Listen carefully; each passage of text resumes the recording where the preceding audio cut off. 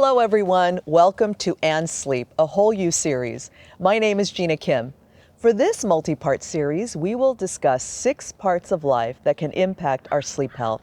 I have the pleasure of hosting world-renowned sleep specialist and clinical psychologist known as the Sleep Doctor, Dr. Michael Breus.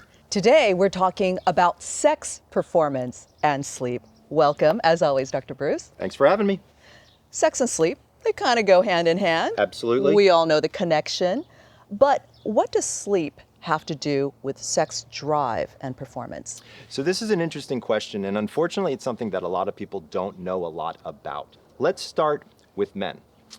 In a recent study, one of the things that they discovered was they said, let's survey all these men with sleep apnea and see how many of them could have erectile dysfunction. 63% of men in the general category of sleep apnea had some form of erectile dysfunction, which is kind of a big number, right? And certainly something that's scary for guys when they're hitting their 50s, 55, 60 age range.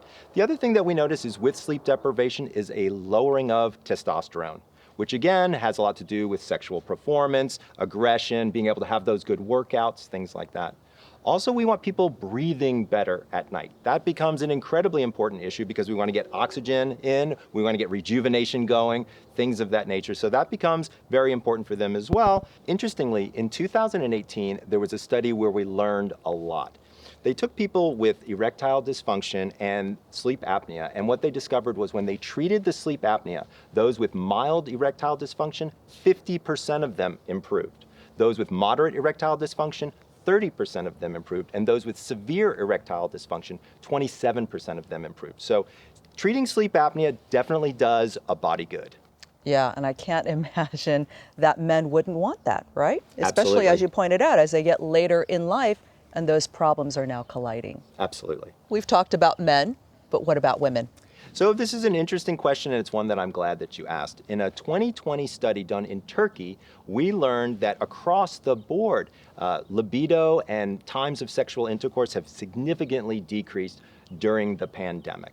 It's unfortunate, and it's affecting a lot of people in a lot of ways. And another thing that's important to recognize is that for folks who are undiagnosed with sleep apnea, both men and women, it certainly can have a dramatic effect on their libido as well as their sexual performance. So I'm recommending that patients, whether you're a man or a woman, you should absolutely get treated for your sleep apnea. But a sleep treatment device or appendage can make a person feel kind of less sexy in bed. Absolutely. That's why I'm recommending that people use oral appliance therapy.